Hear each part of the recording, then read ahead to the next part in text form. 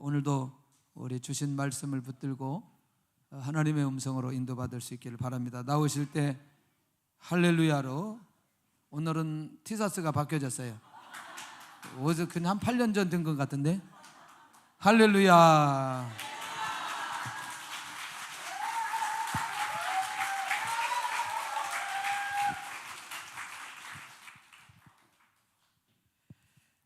오늘 예배를 드리는데 그림을 하나 봤습니다. 그 그림은 수거하는 그 수거의 소산물을 원수가 먹는 그림이었습니다. 그래서 계속 예배하면서 제 주님 앞에 아버지 그림에 대해서 보여주신 것에 대한 아버지의 마음을 좀 나눠주십시오. 그래서 기도하면서 예배드렸습니다. 그때 하나님께서 말씀을 통해서 저에게 말씀하기 시작한 것이 오늘 예배 때 제가 선포해 드린 겁니다. 여호와께서 그 오른손 능력의 손으로 맹세하시되 내가 다시는 내 곡식을 원수들에게 양식으로 주지 아니하겠다. 이 말씀과 더불어서 그리고 네가 수고하여 얻은 포도주를 이방인들이 마시지 못하게 할 것이다. 오직 그 추수한 자가 그것을 먹고 여호와를 찬송하게 될 것이다. 이러면서 울타리가 착착착착 쳐지는 거, 이 그림을 보았습니다. 그래서 여러분 중에는 이 약속의 말씀이 성취되는 분들이 있을 것입니다. 그리고 너는 하나님의 손에 아름다운 왕관이 될 것이다. 하나님의 자랑이 된다는 거예요. 그래서 처음에 보여주셨던 그림은 좀 제 마음을 심각하게 했는데 계속 이어서 주님께서 약속의 말씀을 주시고 다음 그림이 울타리가 착착착착 쳐지는 거, 원수가 건접하지 못하는 그 그림을 보여주셔서 제가 얼마나 위로가 되고 소망이 충만한지 모르겠어요. 너무 좋습니다. 여러분, 새로운 시즌 안으로 주님께서 이끌어가고 계십니다. 지금 여러분은요, 한 번도 가보지 못하는 길, 정말 새 길로 가고 계신 것이에요. 그걸 영적으로 인지하셔야 됩니다. 어저께 제가 약속한 게 뭐냐면은 내일 치유 집회를 홍성근 목사님하고 우리 이기동 목사님하고 저하고 같이 이 세 사람이 연합해서 할 수 있으면 하겠다, 이렇게 해서 제가 오늘 홍성근 목사님한테 전화를 드렸습니다. 그분 전화 잘 안 받으시거든요. 그래서 미리 카톡을 다 넣어서 몇 시쯤에 통화하고 싶다고 미리 통화 예약을 다 하고 그래 통화하게 되었습니다. 그리고 이렇게 말했습니다. 절대로 제가 사고 친 게 아닙니다. 이기동 목사님이 사고를 치길 좀 이게 어려운 환자들이 있는데 꼭 기도받고 싶다고 이렇게 몇 분이 요청을 했는데, 그것을 이기동 목사님은 내일 다 마치고 그 몇 분만 좀 이렇게 기도해 주고 싶다, 이렇게 말하는데 저에게 아주 그냥 이 긍휼한 마음이 막 생기는 거예요. 그래서 그 몇 분이 되겠냐, 어차피 기도하는데 각자 작은 가시만 걸려 있어도 다 아픈 거다, 이거는 나한테는 심각한 거다. 이게 아버지 마음이 아니겠냐. 목사님 어떻게 생각하세요? 그래서 목사님 혹시 시간이 어떻게 되세요? 이기동 목사님이 사고 쳤는데 협동 목사님 와서 수습해야 안 되겠어요? 담임 목사님이 사고 치면은 그 밑에는 다 수습해야 되거든요. 목사님 어떻게 생각하세요? 이러니까 막 웃더니 스케줄 다 조정하겠다고. 할렐루야.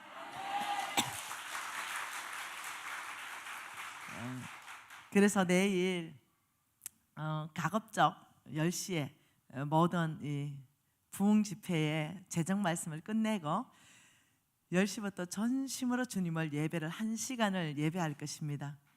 그리고 성령께서 그냥 인도하시는 대로 성령께서 치료할 사람 치료하고 위로할 사람 위로하실 것이고, 뭐 특별히 뭐 기도 받고 안 받고 중요한 게 아닙니다. 성령께서는요, 그냥 각 사람 갈망하는 만큼, 갈급하는 만큼 역사하시더라고요. 그러니까 뭐 어디 머리를 자꾸 뒤밀고 이렇게 기도 받을 생각하지 말고 초점은 예수 그리스도입니다. 오직 그분만을 우리가 전심으로 높이기 시작하고 그분을 즐거워하고 그분을 환영할 때 그냥 어둠은 떠나가기 시작하면서 병은 고쳐지기 시작하는 겁니다. 어떤 홍승근 목사님이 능력 있는 것이 아니고 우리 이기동 목사님이나 김미진이 능력 있는 것이 아닙니다. 오직 그 능력은 예수 그리스도입니다. 네, 그분이 우리를 치료할 줄 저는 확신합니다. 기대가 큰 것이죠. 네, 그래서 네, 기분이 좋습니다. 우리 홍 목사님이 또 그렇게 시간 내줘서 얼마나 감사한지 모르겠습니다. 여러분, 하나님께서는요 마음에 맞는 사람이 따로 있어요. 우리 왜 마음에 맞는 사람 따로 있잖아요. 그러니까 우리 일 시킬 때 마음에 맞는 사람한테 시키잖아요. 하나님도 마찬가지입니다. 네, 사도행전 13장 22절 말씀으로는 내 마음에 맞았기 때문에 내가 다윗을 왕으로 뽑았다라고 말씀하시고, 예레미야 27장 5절 말씀은 내가 보기에 옳은 사람이기 때문에 내가 창조한 모든 것들 그 사람에게 주겠다고 말씀하시고, 성경 곳곳 안에서 내 마음에 맞는 자를 찾는다고 말씀하시고, 내 눈은 온 땅에 충성된 자를 찾는다고 말씀하시고, 우리가 알아야 되는 것이 뭐냐면 기준이라는 거예요. 기준. 하나님의 기준이 있는데 자꾸 우리는 내 기준을 세워놓고 하나님 보고 맞춰주실래요? 이 기준이 내 기준, 이렇게 사는 게 내 기준이고, 이렇게 말하는 게 내 기준이고, 이렇게 반응하는 것도 내 기준이니 나는 내 기준에 다 세워놓고 이렇게 살고 있는데 하나님 괜찮지 않습니까? 여기에 축복만 좀 해주세요. 근데 하나님이 너 그거는 너의 기준이다.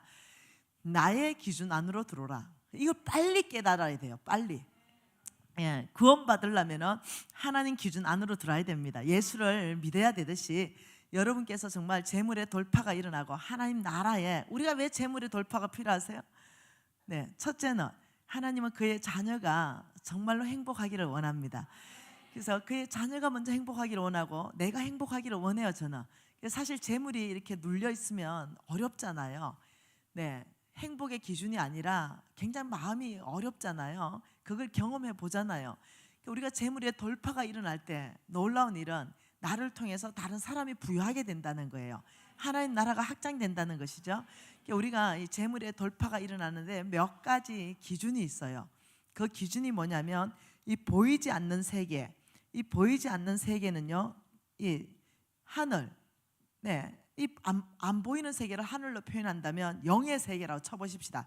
땅을 보이는 세계로 표현한다면, 이 영의 세계를 하늘이라고 표현한다면 여기에 하나님이 계신다는 거죠. 여기는 우리 사람들이 있는 거예요. 그런데 이 땅에 재물이 있는 것이 아니라 보이지 않는 세계, 하늘나라, 여기에 재물이 있다는 거예요. 이 재물이 이 땅 가운데 나의 것 되기 위해서는 기준이 있는 거예요. 그래서 이 재물이 약속이라는 형태로 하나님이 재물을 약속하셨어요. 그러니까 하나님은 나는 이런 사람에게 재물을 줄 것이고 나는 이런 사람의 재물은 오히려 내가 취할 것이다. 이런 사람에게는 재물을 주고 또 이렇게 사는 사람에게는 재물을 취할 것이다. 이 기준이 있다는 거죠. 잘못 줄 서게 되면요 재물이 날아가는 줄에 서는 경우가 있어요. 자물이 주께로부터 축복받는 줄에 서야 되지, 네, 잘못 줄 서면 이렇게 되는 거예요. 이 기준이 보니까 성경에서 연구해 보니까 그 첫 번째가 뭐냐면 믿음이더라는 거예요. 예, 믿음으로 사는 것이 그 첫 번째 기준에 들어가더라는 거예요. 하나님은 모든 것 안에서 믿느냐? 믿으면 그대로 되리라. 주 예수 이름으로 구하라. 그리고 의심하지 않으면 그대로 받으리라. 이 말씀을 끊임없이 하고 있는 거죠. 첫 번째 기준은 하나님의 말씀을 믿는 믿음으로 사는 삶, 이게 첫 번째 기준입니다. 제가 믿음으로 사는 사람들 중에요, 실패하는 사람들을 주변에서 많이 봅니다. 그 실패하는 사람은요, 어떻게 열심히 안 내는 사람들이 아니에요. 굉장히 열심을 냅니다. 엄청나게 열심을 내요. 네, 저 사람 저러다가 죽지 않을까 싶을 만큼 열심을 내는 거예요. 봉사에도 열심을 내고 헌금에도 열심을 내고 막 이렇게 섬기는 것도 열심을 내고. 근데 어느 시점에 가면은요, 이 사람 하는 행동을 보면은 그 다음 시즌으로 못 올라가는 걸 봐요. 그러니까 내 힘, 내 능력, 내 지혜, 내 방법으로 예를 들면 열심을 낸다면요, 지쳐버려요. 퍼져버리는 거예요. 성령의 능력으로 내가 힘을 내고 열심을 내고 섬기는 법이 뭔지를 여러분이 배우는 시간이 있어야 됩니다. 제가 탁월한 사람을 알아요. 근데 어느 일정한 기준에 이상 못 올라갑니다. 그 사람들 몇 명을 알고 있습니다.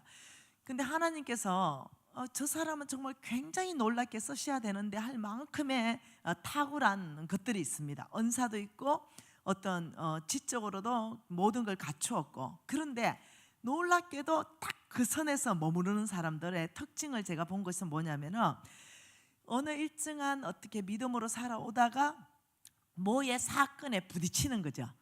어떤 사건에 부딪혀요. 그러면 힘을 잃어버리는 거예요. 동력을 잃어버리는 거예요. 어떤 사건에 부딪히면, 예를 든다면 부부간에 어마어마하게 막 대싸움이 일어났다. 이래 되면은 주님께서 맡기신 일이 있잖아요. 그런데도 그거 안 해버려요. 네, 내팽개 쳐버립니다. 그냥 그 싸움이 있었다는 그거 하나 가지고 그냥 어떠냐, 내가 맡은 모든 순서도 안 해버립니다. 예, 내가 이 소그룹을 케어해야 돼요. 그건 하나님으로부터 내가 받은 잡이에요. 근데 그것도 안 해버려요. 예를 들면 내가 또 다른 어떤 설교를 해야 돼요. 근데 내가 지금 설교할 기분이냐? 내가 지금 소그룹 그 케어할 기분이야? 이러면서 어떠냐면은 네, 완전히 모든 걸 그냥 다 내려놔. 내 기분 따라서. 내 기분이 지금 예배할 기분이야. 예배를 인도해야 돼. 내가 지금 거기 앞에 가서 예배를 인도할 기분이야. 내가 지금 말씀 전할 기분이냐? 내가 지금 사람 만나 상담할 기분이냐? 내가 지금 그 어떤 양떼를 돌볼 그런 기분이냐? 내 기분이. 기분 따라서 하는 거예요. 예, 평소에는 안 드러납니다. 여러분, 신앙은요 평소에는 안 드러나요. 예, 평소에는 안 드러납니다. 이 사람 다 신앙 좋은 것 같아요. 그런데 앞에 태산 같은 문제에 부딪혔을 때 그 사람 영적 힘이 드러나는 거예요. 그 사람 밑바닥이 드러나는 거예요. 그래서 하나님께서는요 어떤 사람을 찾냐면요, 두 번째가요 충성된 사람을 찾아요. 충성된 사람. 여러분, 믿음과 충성은 항상 같이 갑니다. 네, 충성된 사람은 믿음으로 살고요, 믿음으로 사는 사람은 충성됩니다. 그래서 아무리 내 기분이 아니어도요, 네, 내 주님께로부터 주어진 잡이 있어요. 내 기분이 아무리 아니라도 대가 지불하기로 결정합니다. 기분의 대가 지불하기로 결정합니다. 내 기분 나쁜데, 내가 지금 할 수 있는 힘도 없는데, 이 자체를 어떠냐면은 내가 no라고 거절하고 내가 기분 나빠야 돼요. 근데 그 나빠하는 것을 안 하기로 대가 지불하는 거예요. 내 기분 따라서 내가 사는 것이 아니라, 나 지금 기분 나빠, 나 지금 말씀 전할 힘도 없어. 네, 그렇게 환경이 나를 공격해. 그런데 어떻게 믿음으로 사는 사람, 충성된 사람 어떻게 하는지 압니까? 네가 나의 기분을 장악할 수 없다. 주께서 말씀하시기 오늘 너는 말씀을 전하라고 했다. 이러면 끝나는 거예요. 내 기분 따라서 하는 게 아니에요. 아버지, 제가 마이크 잡는 순간 위로부터 새 힘을 공급할 줄 믿습니다. 내가 이렇게 처져 있을 때입니까? 내가 지금 이 감정을 내가 끊어버리기로 결정하고, 감정에 내가 기분 나빠할 권리가 있어요. 나쁘게 했기 때문에. 그렇지만 주님을 위해서 이 감정에 대해서도 마땅히 제가 대가 지불하겠습니다. 내가 기분 나빠할 권리가 있지만 아버지, 내가 노라고 거절하고 부르신 그 자리 가겠습니다. 이렇게 하는 게 충성이에요. 네. 그래서 하나님께서는 이 충성된 사람이 극히 적다는 거예요. 탁월한데, 네, 능력도 탁월하고, 네, 정말 모든 면이 탁월한데 이렇게 충성된 사람을 찾는 게 하나님 어려운 거예요. 그래서 하나님이 시편 101편에 뭐라고 했냐면은 6절에 내 눈이 온 땅에 충성된 자를 찾는다, 이렇게 말했어요. 느헤미야 말씀 잠깐 볼까요? 느헤미야입니다. 자, 느헤미야 9장 7절과 8절입니다. 두 절 같이 읽을게요. 웬만하면 성경 다 찾으십시다. 느헤미야 9장 7절과 8절입니다. 같이 읽습니다. 주 하나님 여호와시라, 옛적에 아브라함을 택하시고 갈대아 우르에서 인도하여 내시고 아브라함이라는 이름을 주시고 그의 마음이 주 앞에서 충성됨을 보시고 그와 더불어 언약을 세우셨다. 굉장한 거죠. 아브라함을 하나님께서 쓰신 이유를 말합니다. 온 땅에 가장 축복을 한 사람을 찾는데 하나님은 마음을 봤다 이러는 거예요. 마음. 하나님이 관심이 어디 있어요? 마음이라는 거죠. 하나님은 마음에 관심이 있는 거예요. 중심에 관심이 있는 거예요. 이 마음에 관심이 있는데 하나님 이 마음을 먼저 살피고 그 다음에 하나님께서 아브라함하고 언약을 세웠다, 이렇게 말해요. 저와 여러분에게 하나님이 주신 언약이 성취되기 위해서는요, 이 마음이 주님 앞에 어떤가 이걸 하나님께서요 객관적으로 검증하십니다. 어제 믿음을 객관적으로 검증한다 그랬죠. 바람을 검증하듯이 풍력계와 풍량계를 가지고 바람을 정확하게 측정 가능하듯이 믿음과 충성은 안 보이는데 측정이 됩니까? 네, 100% 측정이 됩니다. 네, 여러분 믿음은요 주관적이지 않습니다. 사람들이 믿음을 굉장히 주관적으로 생각하는데 객관적이어야 됩니다. 그래야 건강한 믿음입니다. 믿음은 끊임없이 객관화시켜야 됩니다. 그래서 성경 말씀을 항상 기준이 되고 이 말씀에 내가 믿음으로 사는가 안 사는가 이거 항상 기준이에요. 이게 뭐냐면 말씀이 뭐냐면 풍력계와 풍량계입니다. 그래서 이 말씀의 기준에 내가 충성된가 말씀의 기준에 내가 충성되지 않는가 이걸 정확하게 봐야 된다는 거죠. 그래서 하나님께서는 이 마음으로부터 믿음의 사람, 충성된 사람. 그러면 도대체 충성된 사람이 어떤 사람인가? 여러분 디모데후서 말씀 보십시다. 디모데후서 2장 2절입니다. 같이 한번 읽어볼게요. 또 내가 많은 정인들 앞에서 내게 들은 바를 충성된 사람에게 부탁하라. 그들이 또 다른 사람을 가르칠 수 있느니라. 지금 사도 바울이 지금요 이게 바울입니다. 지금 사도 바울이 누구한테 말하냐면 디모데에게 말했어요. 그러면서 무슨 말했냐면 디모데야 너는 내게 들은 것이 있지 그것이 뭐냐면 복음이었습니다. 복음. 이 복음을 이 디모데가 사도 바울에게 들었어요. 근데 사도 바울이 뭐라고 하냐면 이것을 누구한테 부탁하라고 말하냐면 충성된 사람에게 부탁해라 이렇게 말합니다. 왜 이 복음을 왜 충성된 사람한테 부탁하라 했을까요? 똑똑한 사람한테 부탁해라. 열정 있는 사람한테 부탁해라. 집안 좋은 사람한테 부탁해라. 돈 많은 사람한테 부탁해라. 성격 좋은 사람한테 부탁해라. 뭐 부탁할 사람 많잖아요. 그런데 그게 아니라 유일하게 한 사람한테 말했는데 충성된 사람에게 부탁해라. 그 이유가 뭐예요? 충성된 사람에게 부탁해야 되는 명확한 이유를 제시를 했죠. 그 사람들은 또 다른 사람을 가르친다는 거죠. 다시 말하면 충성된 사람은 배가를 시킨다는 거예요. 배가. 이게 특징이에요. 충성된 사람의 뚜렷한 특징이 뭐냐면 이 사람은 배가자이다. 이 배가 충성되다 안 충성되다 뭐가 충성이지? 그냥 뭐 주군을 위해서 목숨을 내어놓는 게 충성인가? 이건 내 기준이에요. 내 기준. 주군을 위해서 목숨을 내놓는 것이 아니라 주군을 위해서 어떤 때는 직언을 해야 될 때가 있습니다. 네, 무조건 아부하고 무조건 예스맨이 충성이 아닐 때가 있어요. 충성이라는 걸 내 기준으로 생각하지 말고 하나님의 기준은 뭐냐면은 충성된 사람은 절대로 이 복음이 들어가면은 견디지를 못해요. 왜? 아버지 마음을 알기 때문에 그렇습니다. 이 아버지 마음을 알기 때문에 견디지지가 않아요. 예를 들면 충성된 부목사님들은요 담임 목사님의 의중을 알면요 그 담임 목사님의 의중대로 일을 다 해놓습니다. 꼭 시키는 일만 하는 게 아니라 우리 담임 목사님의 비전, 우리 담임 목사님의 철학, 우리 담임 목사님 하고 싶은 이 일들 모든 걸 다 쉐어했을 거 아니에요. 그럼 충성된 부목사님은요 안 시켜도요 그 일을 해요. 왜요? 충성되기 때문에 그 일을 해야만이 교회가 배가 되기 때문에 그래요. 그렇기 때문에 이 충성되다 하는 특징 자체가 하나님 아버지의 마음을 알기 때문에 그냥 있을 수가 없어요. 아버지 마음은요 온 땅에서 딱 하나입니다. 잃어버린 영혼이 구원받는 겁니다. 그 외에 없어요. 그 외에 없습니다. 오직 잃어버린 영혼이 구원받아 천국 오는 것이 이게 아버지의 유일한 목표입니다. 네, 다른 목표 성경 전체 안에 없어요. 그래서 온 땅이 정말 악한 자도 회개하고 돌이켜서 구원받는 게 아버지 마음이라 그랬습니다. 이 아버지 마음을 알면 견뎌지지가 않는 거예요. 옆집의 사람이 구원받지 못하고 죽어가요. 견뎌지지가 않는 거예요. 앞집의 아줌마가 구원받지 못하고 죽어가요. 견뎌지지 않는 거예요. 그래서 어떻게 합니까? 충성된 사람은 대가 지불합니다. 어떤 대가를 지불하냐면 집에 있는 김치를 한 포기를 퍼가서 앞집 아줌마 갖다 줍니다. 그리고 뭐 때문에요? 하나님 아버지가 그 아줌마 사랑하니까, 그 잃어버린 영혼을 사랑하니까, 그러니 기꺼이 내가 영양크림 2개 있는 거 내가 이거 다 쓸 권한이 있죠. 내 권리입니다. 그러나 권리를 포기합니다. 그 영양크림 하나 떠들고 앞집 아줌마한테 가는 거예요. 그러면서 뭘 형성하냐면 관계를 형성해요.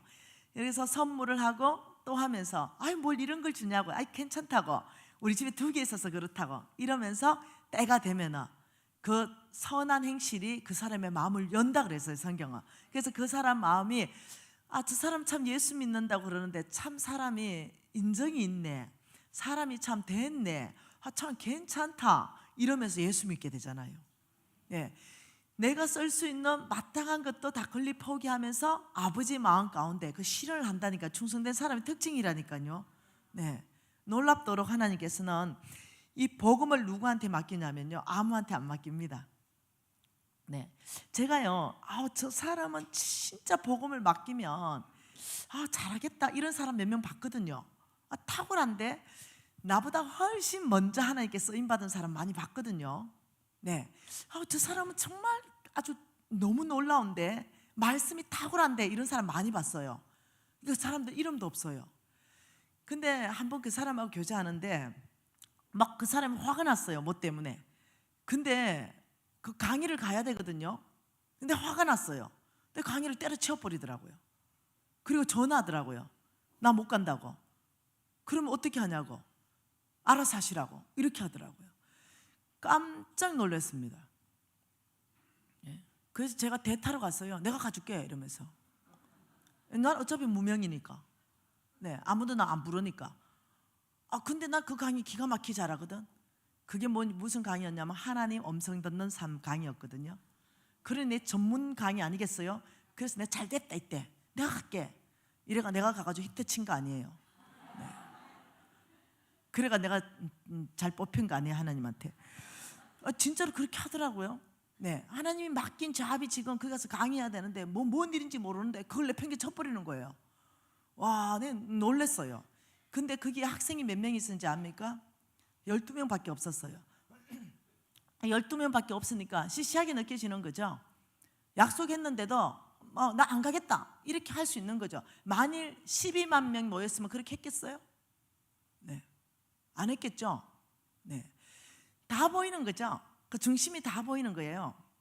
오늘 목사님 한 분이 저한테 연락 왔습니다. 연락 왔는데 그 목사님이 카톡을 길게 보냈어요. 나는 당신을 잘 안다. 어느 교회 집회 왔을 때 당신하고 인사했는데 당신은 나를 모를 거다. 이러면서 쭉 왔어요. 그 내가 알만한 인상착의를 좀 얘기해봐라.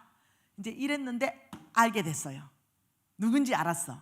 그 목사님 누구냐면 신정동 열방교회 부목사님이었어요. 제가 신정동 열방교회에서 강의하는데 그때 내가 벤츠를 하나님이 내 친구한테 플로잉하라 그래가지고 그 벤츠를 플로잉을 했잖아요. 그리고 내가 너무 교만해져가지고 하나님께서 다시 나를 누를 때 뭘 줬냐면 마티즈를 주셨어요. 그래서 벤츠를 플로잉했는데 바로 그날 내 후배가 하나님이 미진 간사님한테 차를 한 대 주래요 이러면서 왔어요. 그럼 뭔데 이러니까 차를 끌고 왔는데 보니까 마티즈예요. 앞뒤 문짝도 안 맞고 이런 마티즈가 온 거예요. 내가 지금 내가 뭘 탔냐면은 내가 벤츠를 탔단 말이에요. 그때 S클래스. 그거 타고 하나님이 말씀해서 내 친구한테 지금 6개월 탄 벤츠를 지금 키를 넘겨주고 플로잉하고 내가 지금 오는 길이란 말이에요. 그리고 오는데 홍 목사님하고 통화를 했어요. 간사님 지금 뭐 어째가지고 그 주변이 그리 시끄럽니? 이거 전철 아니에요. 제가 지금 전철 타고 가요. 아니 그 좋은 벤츠 어떻게 하고? 하나님이 친구 조례가 줬어요. 이러니까 할렐루야 이러는 거예요. 네. 6개월 탔는데 하나님은 그랬잖아요. 이렇게 말하면서 미진 간사님, 그러면 미진 간사님은 뭔 차 앞으로 타고 싶어요? 이래가 아이고 제가 얼마나 교만했으면 하나님 내 차를 뺏어서 저기 줬겠어요. 옛날에 그 벤츠는요, 지금은 아무것도 아니죠. 벤츠가 옛날에는 그게 좀 있는 사람들만 탔어요. 벤츠가 나가면요 옆에서 길을 쫙 비켜주고 이랬어요. 타는 재미라는 게 좀 있었어요. 그래가지고 제가 어깨가 좀 싹 올라가니까 하나님이 그거 주라 이렇게 된 거예요. 그래서 교만해진 거죠, 벤츠 타면서. 그래서 그걸 주고 하나님이 내가 교만한 거 아시고 저 벤츠를 뺏어서 내 친구한테 줬는데 나는 이제 그냥 마티즘만 줘도 나는 감사해요. 이러니까 미진 간사님 말을 함부로 하면 안 됩니다. 하나님 입술에 열매를 짓는 여호와입니다. 항상 믿음의 말씀을 하십시오. 이러는 거예요. 그래서 내가 제가 믿음의 말을 하는 거예요. 예, 하나님이 주신다면은 마티즈만 줘도 감사하죠. 지금 전철 타고 다니는데 이랬어요. 그리고 전철 타고 어디까지 와서 내려서 버스 타고 이제 우리 집까지 가야 되는데 그 버스 정류장에 그게 내 친구, 내 후배가 있는 거예요. 그 후배가 음성을 들었다는 거예요. 너무 미안하지만 음성 들었기 때문에 드려야 된다는 거예요. 뭔데? 그러니까 차를 한 대 드린다는 거예요. 그래서 내가 너무 감사해가지고 지금 금방 벤츠를 지금 플로잉하고 왔는데 딱 가져온 게 그게 마티즈였단 말이에요. 그래서 내가 마음이 많이 상했지만 그래서 내가 그걸 타는데 이제 덜컹덜컹하면서 이제 갔어요. 그때 아파트 60평 아파트 살 텐데 가니까 이제 그게 우리 수희 아저씨가 어머 사모님 집안에 무슨 큰일 났습니까? 그게 아니에요. 6개월을 타고 다니는데 그때 그 마티즈를 타고 신정동 열방교회에 강의하러 갔다 이거예요. 그래서 이제 딱 가니까 신정동 열방교회 오늘 나하고 통화한 그 부목사님이에요. 그 부목사님이 강사님 주차는 따로 자리가 지정돼 있으니 혹시 주차를 어디 했습니까? 그래서 제가 저기 지금 깨구리 주차하고 왔다. 이 키를 주시면 잘 주차해놓고 오겠습니다. 그래서 이제 그 키를 가지고 갔다가 나오더니 키를 내 앞에 그냥 턱 이래 놓는 거예요. 근데 이거 뭐요? 이러니까 막 그 차는 그거 놔놔도 괜찮습니다 이러는 거예요. 그래서 내가 부목사님입니까? 그렇대. 사람을 외모로 보지 마서 이래놓고 내 입이 또 가만히 있겠나? 그래가 마이크 들자 말자 내가 오늘 여기서 어떤 대우를 받았는가 얘기해 주겠다 이러면서 내가 벤츠를 그렇게 플로잉하고 내가 마티즈를 끌고 왔는데 여 부목사가 이렇게 났다 이러니까 그 부목사 어떻게 했어요? 얼마나 미안했겠어요. 예. 그리고 2년 지나서 그 교회 한 번 더 가게 됐어요. 근데 내가 입이 가만히 있겠어요? 또 얘기했어. 이 교회 그 부목사 아직도 여기 있냐? 이러니까 부목사가 이제 나왔어요. 간사님 마이크 좀 주세요. 용서 구하겠습니다. 이래가지고 제가 그때 그 부목사입니다. 제가 사람을 외모로 봤습니다. 막 이러면서 용서를 구했어요. 이제 인간 되겠다 내가 이제 이러면서 오늘 그 부목사님이에요. 그 부목사님이 간사님 마티즈요. 그래서 내가 알았다. 근데 왜 이러니까 제가 개척을 했는데요. 간사님 미안해서 제가 모실 수가 없는데 이 개척교회 인원수가 얼마 안 되는데 딱 하루만 와주세요 이러는 거예요. 인원수에 상관없으면 4일 와주세요 이러는 거예요. 그래서 내가 인원수에 상관없다. 내가 4일 가겠다. 시간 배정을 해주겠다. 이러니까 간사님 감사해요. 총 아들까지 합해서 20명 있어요. 내가 가서 마티즈 얘기 또 할 거다. 이러니까 간사님 회개했어요. 네. 그래서 그 마티즈를 6개월을 탔는데요. 더 타고 싶지가 않은 거예요 내가. 그래서 하나님 말씀하십시오. 이걸 누구한테 플로잉하라고 말씀 좀 해주십시오. 하나님 이걸 좀 말씀 좀 해주십시오. 계속 하나님 말씀 좀 해주십시오 이러는데 갑자기 응답이 왔어요. 홍성건 이렇게 응답이 온 거예요.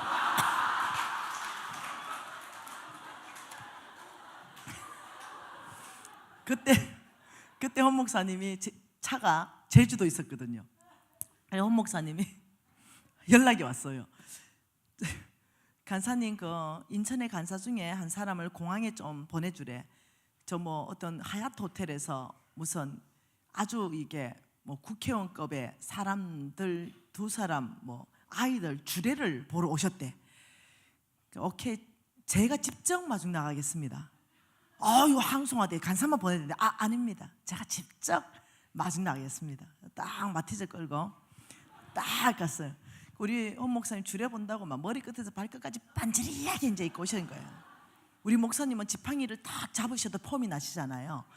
그래가지고 제가 마티즈를 딱 대고 차 키를 딱 주면서 플로잉입니다 이랬어요. 그러니까 안 봤는데 괜찮대. 이런 소리 하지 말아요. 자기 안 봤는데. 자기 차 있대. 제주도에서 가져오면 된대. 미신 간사 괜찮대. 그게 아니라 제가 기도하다가 6개월 기도했는데 제 머릿속에 떠오른 게 홍성근이란 단어였어요. 목사님 받으셔야 돼요. 이래가지고 홍 목사님 그걸 받은 거예요. 그래가지고 그게 NCMN 준비하는 초기 단계였어요. 그걸 타고 하얏트 호텔에 갔는데 마침 이제 길이 막혀가지고 이제 5분이 늦은 거예요. 마침 딱. 그러니까 우리 목사님 발렛 파킹하러 들어간 거예요. 그게 발렛 요원이 4명이 그 차 빨리 빼라고 막 이랬대요. 그래서 그게 아니라 이거 발렛 좀 맡기러 왔다 이러니까 아저씨 그거 저 밖에 대고 오세요 이랬대요. 그래가지고 거기 차 한 대가 빡 나가더래요. 수입차. 아 여기 비었네. 네 여기 되겠다 이러니까 절대 안 된다 이러더래요. 아니다 여기 빈자 내가 되겠다 이러니까 막 그 한 사람이 회개하고 돌이켜서 제가 발렛 해드리겠습니다. 이래가 발렛을 하고 그 국회의원급 때는 거기서 이제 주례를 보고 오는데 그 양가치기 끝까지 마중 나오겠다는 거죠. 그래가지고 홍 목사님이 제발 마중 안 나오셔도 된다고 아니라고 제발 나오지 마시라고 이래가지고 이제 왔대요. 근데 이제 발렛이 이래 되잖아요. 이렇게 노탈이잖아요. 이런 노탈이 여기 이제 있어야 되잖아요. 그러면 이제 차가 이렇게 돌아오잖아요. 그러니까 차가 이제 수입차 이러고 여기에 마티즈 수입차 오는 거예요. 그 목사님하고 이제 사람들이 선 거야 이제. 그래 사람들이 이제 짜고면 한 대 빼가고 짜고면 한 대 빼가는데 여기 있더래요. 아 나 저쪽에 가서 차를 그냥 내가 가져가겠다 이러니까 발렛 요원이 절대 안 됩니다. 선생님 여기 계시래. 모두가 있는데 지나가고 그래서 여기 딱 도착했대요. 그래가지고 모두가 쳐다보는데 얼굴이 떳떳하더래요. 빨간색 앞뒤 문자가 안 맞는 거. 그래가지고 6개월을 타셨어요. 근데 지나서 생각해 보니까 예수님이 예루살렘 입성할 때 겸손한 낙이 태웠잖아요. NCMN 시작하기 전에 바짝 낮춰버린 거예요. 왜냐하면 이분이 NCMN 시작하기 전에 하늘 높은 줄 모르고 높이 계셨던 분이거든요. 동북아시아 그 전체 리더였거든요. 그 태평양 전체 그 리더십 중에 한 명이었거든요. 그러니까 이 업계, 이 기독교 업계에서는요 아주 그냥 별이었거든요. 그런데 거기에서 이제 새로운 사역을 하는데 마티즈를 태우면서 6개월 동안 담가버린 거예요 하나님이. 그래가지고 그걸 들고 이제 어디를 가야 되냐면 이제 교회를 이제 가는 거예요. 그러니까 교회 모든 목사님들이 아주 민망해하는데 홍 목사님 그냥 아무 말도 못하고 그렇게 6개월을 타시고 당신이 많은 걸 깨닫게 되었다고, 얼마나 이제까지 누리고 살았는지 알게 되었고, 얼마나 많은 사람들이 외모로 보는지를 알았다. 사람 안에 그 탄 사람은 똑같은데 마티즈 문짝 다른 사람으로 취급해 주대. 어디를 가도 그렇게 취급받았대요. 그런데 이제 차를 바꿔가지고 또 좋은 차를 타니까 놀라게 또 좋은 이런 대접을 해보면서 세상을 다시 보게 되었고, 첫 사역을 하나님이 겸손한 우리 주님 낙이 타듯이 이런 차를 미진 간사님이 태워줬다고 고맙다고 그래서 우리 목사님이 외국 가 있는 동안 마티즈 처분해보고 바로 수입차 하나 뽑아 드려버렸습니다. 여러분 뭔 얘기하다 이래 왔지? 충성요, 충성. 여러분 충성에 대해서 여러분 우리가 다르게 생각해야 됩니다. 쉽게 생각할 일이 아닙니다. 그냥 내 기준의 충성이 아니라는 거죠. 하나님 나라 안에 충성, 이것이 쓰임받고 못 쓰임받고의 기준이 됩니다. 여러분 마태복음 6장 보면 이런 말을 하죠. 하나님께서 두 주인을 섬기지 말라 이렇게 말하죠. 두 주인을 섬기지 말라. 자, 누가복음 말씀으로 잠깐 보겠습니다. 누가복음 16장 말씀으로 보겠습니다. 누가복음 16장에도 동일한 말씀을 합니다. 자, 이 누가복음 16장의 소제목은 무슨 제목이냐면요, 청지기에 대해서 말하는 거예요. 옳지 않는 청지기는 어떤 사람이 옳지 않다라고 얘기하고, 옳은 청지기는 어떤 사람이 옳다 이렇게 얘기하는 거예요. 그래서 옳지 않은 그 청지기가 이런 사람이다, 옳은 청지기가 이런 사람이다. 자, 옳지 않은 청지기에 대해서 한번 보겠습니다. 16장 1절부터 읽어볼게요. 또한 제자들에게 이르시되 어떤 부자가 청지기가 있는데 그가 주인의 소유를 낭비한다는 말이 그 주인에게 들린지라. 주인이 그를 불러 이르되 내가 내게 대하여 들은 이 말이 어찌 됨이냐. 내가 보던 일을 셈하라. 청지기 직무를 계속하지 못하리라 하니. 자, 부자가 있었어요. 주인이 청지기에게 돈 소유를 다 맡겨놓고 했는데 이 청지기는요, 이 돈을 다 낭비해 버렸어요. 그러니까 이 주인이 들어보니까 기가 막힌 거죠. 그래서 계산을 다 해보니까 마이너스가 난 거예요. 그 돌아와서 너는 아주 불의한 청지기다. 주인의 돈을 가지고 이렇게 낭비했다 이러면서 너는 이제 청지기를 내가 안 쓸 것이다 하고 자르는 장면이에요. 이 말씀은 우리도 마찬가지입니다. 하나님의 일을 맡은 청지기인데 낭비하는 것은 실질적인 낭비, 여러 가지 의미가 다 들어가 있습니다. 하나님이 맡은 재물을 잘 관리하지 않고 내 마음대로 쓰는 거, 내 돈인 양 내 마음대로 쓰는 거. 이 사람은 지금 자기 돈처럼 마음대로 갖다 쓴 거예요. 지금 하나님이 저와 여러분에게 청지기 직무를 주시고 맡기셨다고 어저께 우리가 다 말씀 안에서 봤어요. 이 맡은 자는요, 그 돈을 마음대로 쓰면 안 돼요. 왜냐하면 하나님의 집이고 하나님의 땅이고 하나님의 통장에 돈 있는 1억이고 이렇기 때문에 마음대로 못해요. 쓸 때마다 하나님 이걸 어떻게 쓰기를 원하십니까? 하나님 뜻 안에 있게 이를 써야 됩니다. 하나님은 옷도 우리를 사 입게 하시고 TV도 사게 하시고 또 냉장고도 살 수 있습니다. 다 살 수 있는데 내 돈인 양 내 마음대로 허랑방탕하게 쓰면 안 된다, 지금 이 말을 하고 있는 거예요. 그러면 하나님이 청지기 직무를 안 맡긴다고 얘기하는 거예요. 자, 그러면서 3절에 뭐라 그래요? 청지기가 속으로 이르되 주인이 내 직분을 빼앗았으니 내가 무엇을 할까? 땅을 파자니 힘이 없고 빌어 먹자니 부끄럽구나.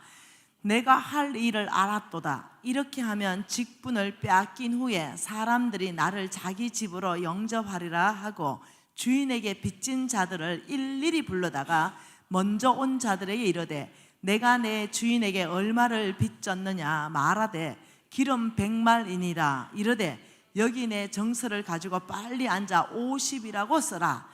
또 다른 이에게 이르되 너는 얼마나 빚졌느냐. 이르되 밀 100석이니이다.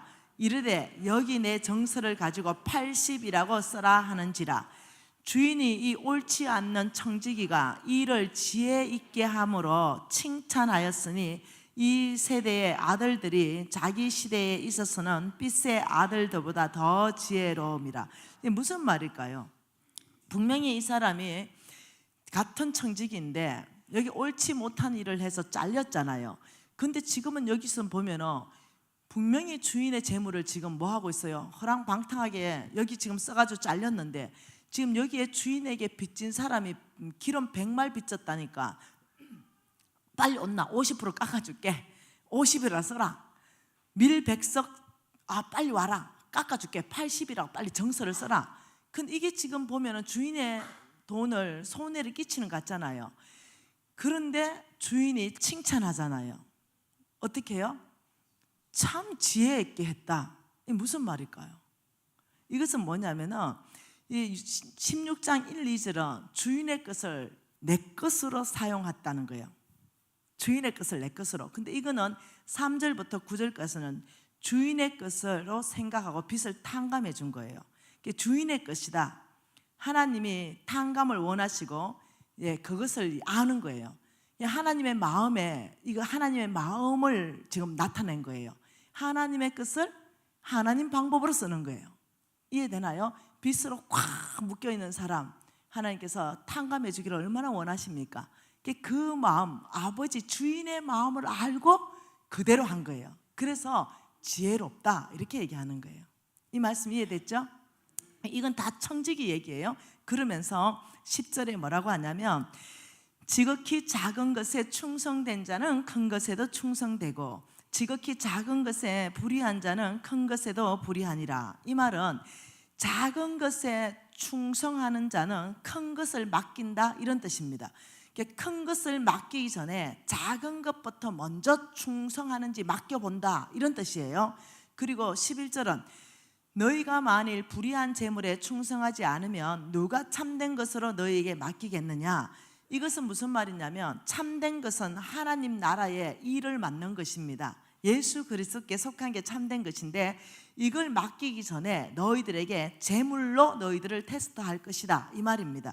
그러니까 지금 작은 것 맡기기 위해서 큰 것 이게 하고 연결되어 있다는 거예요. 하나님께서 큰 거 한꺼번에 맡기는 게 아니라는 거예요. 하나님의 것, 하늘의 것 맡기기 위해서 놀랍게 하나님은 재물 가지고 테스트하겠다는 거예요. 그리고 12절에 너희가 만일 남의 것에 충성하지 않으면 누가 너의 것을 너희에게 주겠느냐. 그러니까 너희 것을 주기 위해서 나는 남의 것에 어떻게 하는가를 보겠다는 거죠. 여러분, 이것은 굉장히 중요한 원리입니다. 그러면서 13절에 뭐라 했냐면 충성을 얘기하면서 집 하인이 두 주인을 섬길 수 없나니 너희는 하나님과 재물을 겸하여 섬길 수 없다. 충성에 대한 정의를 딱 내린 거예요. 충성에 대한 정의가 뭐냐면 첫째는 배가입니다. 우리 배웠죠? 배가. 첫째는 어떤 사람이 충성된가? 배가자가 충성된다. 두 번째 충성은요, 오직 한 주인입니다. 오직 하나님만 섬기는 거, 오직 한 주인만 섬기는 거. 여러분, 우리 집에 두 놈 강아지 키우는데요, 이 개들은 놀랍습니다. 주인들한테 충성을 해요. 주인이 물에 빠지거나 불났잖아요. 그러면 주인을 건져놓고 지가 죽습니다. 그래서 어떠냐면은 비석을 세워줍니다. 충견이다 이렇게 해서. 그래서 충성된 사람의 뚜렷한 특징이 뭐냐면요, 주인에게 목숨을 내놓습니다. 오직 하나님 나라라, 하나님 나라의 일이다 이러면 목숨까지 내놓는, 이것이 뭐냐면 충성입니다. 이게 두 가지가 뚜렷한 특징입니다. 첫째는 배가자요, 둘째는 오직 하나님입니다. 돈이 아닙니다. 나의 주인은 오직 하나님입니다. 그렇기 때문에 주인을 위해서 내가 목숨까지 내놓습니다. 이게 충성입니다. 자, 그러면서 우리가 충성되다 할 때 이 두 가지를 여러분 이해하셔야 됩니다. 나는 배가자인가? 나는 정말 주인이 돈이 아니라 하나님인가? 하나님 나라의 일이라면 내가 정말 목숨도 던질 수 있는 그런 마음의 자세가 되어 있는가? 그게 두 가지가 확인이 되기 시작하면요, 여러분이 무슨 일이 일어나기 시작하면 삶이 바뀌어버립니다. 하나님이 찾으시는 사람이기 때문에 하나님의 일을 맡기기 시작합니다. 그래서 여러분이 여기에서 뭘 봐야 되냐면 이 부분이 중요한 부분이 있어요. 하나님의 것 맡는 거, 이거 중요하거든요. 하나님의 것을 맡는 사람을 하나님이 누구라냐면 재물에 충성하는 사람은 하늘의 것을 맡기겠다 그랬어요. 하늘의 것. 여러분, 하늘의 것, 재물은요, 하늘에 하나님이 약속으로 들고 있어요. 하나님이 주시는 재물이 따로 있다는 것입니다. 근데 놀랍도록 재물에 충성하면 재물뿐만 아니라 플러스 하나님의 일을 너희들한테 맡기게 될 것이다. 하나님의 나라의 일을 맡는 것보다 여러분 더 영광스러운 게 뭐가 있겠어요? 하나님이 이렇게 말했습니다. 성경 전체에서 말씀하신 것이 말씀 맡은 자는 너희들이 배나 존경을 해야 된다 이렇게 말했어요. 그만큼 하나님은 말씀의 권위를 최고로 놓으시면서 말씀 맡은 자를 하나님은 온 세계에서 가장 존경받게 해놨습니다. 그렇게 하나님 이 말씀을 맡긴다는 것은 아무나한테 안 맡깁니다. 그러니까 여러분이 소그룹이든 아니면 새벽 기도든 아니면 어디서든지 하나님의 말씀을 나눌 수 있는 기회가 왔다면 그것은 굉장한 일이라는 거예요. 그것을 여러분이 정말로 굉장히 기쁨으로 여기고 굉장히 어떠냐면 하나님 앞에 감사함으로 여기면서 거기에 충성할 때 권위가 확대되기 시작합니다. 바운다리가 넓어지기 시작합니다. 말씀 맡았으면서도 아이고 그냥 그 시시하게 느끼고, 속으로 맡았으면서도 시시하게 느끼고, 이거 큰 무대가 안 옵니다. 그래서 이 하나님의 것을 맡으려면 하나님은 재물에 충성해야 된다 이렇게 말했는데, 하나님은 자격시험을 봅니다. 이 자격시험을 뭘로 보냐면은 재물로 봅니다. 자격시험을. 여러분 생각할 때는 무슨 자격시험을 볼 때 뭐 다른 어떤 큰 걸로 하나님이 볼 것 같잖아요. 근데 안 그래요. 자격시험, 하나님의 일을 맡길 수 있느냐, 돈을 맡길 수 있느냐, 아니면 하나님의 일은 이런 겁니다. 여러분 목사님이나 선교사님이나 말씀 전하는 사역자만 이게 하나님 일이 아니에요. 하나님의 일은 내가 만약 의사잖아요. 그러면 하나님께서 하나님 나라의 일을 맡깁니다. 그 의사한테. 그럴 때는 뭐하고 같이 주면서 맡기냐면요, 지혜와 능력을 같이 줘서 맡깁니다. 우리 12제자와 70인 제자를 불러가지고 우리 예수님이 하나님 나라의 일을 전파라 이렇게 말했습니다. 여러분 아시죠? 마태복음 누가복음 다 아시죠? 그러니까 하나님의 나라 일을 전파라 이러면서 예수님이 주신 게 뭐냐면요, 권세라 그랬습니다. 권위라 그랬습니다. 권위, 능력. 예, 하나님의 나라의 일을 전파할 수 있는 능력을 다 준다 그랬습니다. 그래서 예수 이름으로 너희들이 죽은 자도 살려라 그랬습니다. 귀신도 쫓아내라 그랬습니다. 병자를 고치라 했습니다. 그러니까 하나님의 나라의 일을 맡길 때는 뭐가 따라오냐면 권능이 따라옵니다. 그게 성경에서는 권능을 준다, 권능을 준다 이렇게 말했습니다. 이것이 뭐냐면 권리 플러스 능력입니다. 그 합법적인 권리, 이 합법적인 권리가 예수 그리스도 이름을 쓸 수 있는 것, 이 합법적인 권리, 하나님의 자녀의 권리, 능력은요 파워입니다. 두나미스, 성령의 능력입니다. 이것을 줘서 하나님의 나라의 일을 맡깁니다. 이해를 하셔야 돼요. 여러분이 하나님 나라의 일을 맡는다 이러면은 그냥 내가 목사 돼야 되나 보다, 말씀 사역자 되나 보나 보다, 선교사, 그게 아니에요. 여러분 있는 그 자리에서 하나님의 나라의 일을 맡긴다니까요. 사업은 사업가로서, 의사는 의사로서, 변호사는 변호사로서, 각 영역 안에 언론은 언론으로서 그 능력을 맡기면 어떤 게 나오냐면 그때 맡길 때는 권능을 줍니다. 그러니까 그 할 수 있는 모든 능력을 다 주는 거예요. 그러면 의사인데 하나님 나라의 일을 맡으면 어떤 일이 발생해 버리냐면 그 안에서 능력이 나와 버립니다. 그러니까 내가 수술을 해요. 근데 그 세포를 재생시키고 붙이고 회복시키는 건 하나님의 능력입니다. 근데 똑같아. 이 의사 실력이나 이 의사 실력이나 거의 비슷해. 근데 하나님이 나한테 하나님 나라 일을 맡겼잖아요. 의료 영역에. 그러면 내가 째면 달라져. 예, 막 죽을 놈도 내 손에 오면 살아. 이해되시나요? 무슨 일인지. 내가 만약 변호사야. 근데 하나님의 나라의 일로 내가 변호를 맡잖아요. 그러면 솔로몬의 변호가 나와버린다. 거기서 솔로몬의 판결이 나와버리는 거예요. 하나님의 나라의 일로 내가 사업을 맡잖아요. 그러면 거기는 어떤 돌파가 일어나 버린 거예요. 하나님의 재물이 움직여 버리는 거예요. 흑암 중에 보화를 주겠다 그랬어요. 이방 나라의 재물을 가지고 오겠다 그랬습니다. 이런 일들이 있어 버리는 거예요. 그래서 하나님의 나라의 일로 맞는 그 영역 안으로 가야 돼요. 내 힘, 내 능력으로 사는 것이 아니라 거기에 원리가 있다는 거예요. 그래서 그 원리를 하나님께서 뭐라고 말하냐면은 몇 가지로 말하는데, 제물로 너희들을 테스트하겠다. 제물로 너희들을 자격시험을 보겠다. 자격시험 이거예요. 제물 가지고 자격시험을 본다니까요. 여러분 달란트 알죠? 달란트. 이 달란트를 가지고 5달란트, 2달란트, 1달란트 가져오니까, 그리고 너희들 한번 장사해봐라 이러니까 5달란트 받은 사람이 저 배가 시켜왔는데요 이러니까, 와, 충성된 놈은 특징이 배가라 그랬잖아요. 5달란트 더 남겨왔는데요. 야, 니 진짜 착하고 충성되다. 배가 했기 때문에 충성되다. 그래서 뭘 맡겨요? 큰 것으로 맡기겠다. 2달란트 가져온 애도 배가 시켜왔어요. 니도 착하고 충성되다. 니도 큰 거로 맡기겠다. 1달란트 그냥 가져오니까 악하고 게으른 종아, 니 있는 것까지 빼앗아 버린다. 이렇게 말했어요. 그러니까 그 뜻이 뭔지를 오늘 계시가 좀 오면 좋겠어요. 누가복음 19장 말씀으로 좀 계시가 오면 좋겠어요. 누가복음 19장 언열머나의 비유가 있습니다. 여러분, 이것은요 굉장히 중요한 비유입니다. 이것은 하나님의 나라의 일을 맡길만 한가 아닌가 자격시험입니다. 자, 12절 읽어볼게요. 이르시되 어떤 기인이 왕위를 받아 가지고 오려고 먼 나라로 갈 때에 그 종 열을 불러 은하 열 머나를 주며 이르되 내가 돌아올 때까지 장사하라. 그러니까 잘 봐보세요. 12절에 어떤 사람이 왕위를 받으러 먼 나라로 갔어요. 옛날에 우리나라 역사에도 아픈 역사가 있지요. 네, 왕을 왕으로 세우지 못하고 뭐 어느 나라 가가지고 책봉을 받고 와야 되고 막 그래야 왕으로 인정되고 이런 아픈 역사가 있잖아요. 그렇듯이 어떤 기인이 어느 나라로 가요. 먼 나라로 가서 왕위를 받기 위해서 가는 거예요. 이 사람이 돌아올 때는 왕관을 쓰고 와요. 그러니까 대통령이 되는 거예요. 왕이 되는 겁니다. 그 가기 전에 이 사람이 어떤 행동을 하냐면 종놈 열을 불렀어요. 그리고 은하 한 머나씩 줬습니다. 그리고 내가 어디 갔다 오는데 너희들은 이것을 가지고 장사를 한번 해봐라 이렇게 말했어요. 이게 뭐겠어요?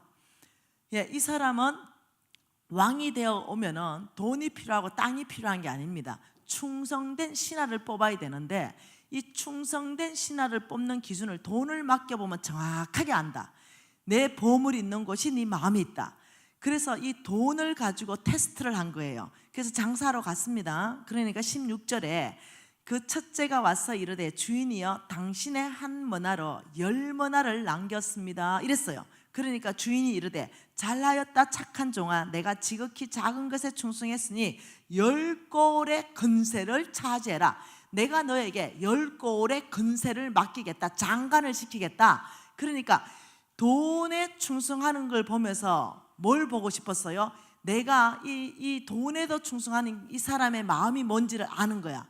그래서 권위를 많이 주겠다. 너가 일할 수 있도록. 그러면서 18절에 그 둘째가 왔어. 주인이여 나도 5머나를 더 남겨왔습니다. 야 니도 착하다. 5골 니 차지해라. 너 군수 줄게. 이렇게 된 거예요. 근데 1머나 그냥 가져왔어요. 그러니까 우리 하나님이 23절에 어찌하여 내 돈을 은행에 맡기지 아니하였느냐. 그리하였으면 내가 와서 그 이자와 함께 그 돈을 찾아왔을 것이다. 1머나를 빼앗아 10머나 있는 자에게 주라. 이게 하나님의 나라입니다. 잘하는 놈에게는, 충성된 놈에게는 더 주겠다는 거예요.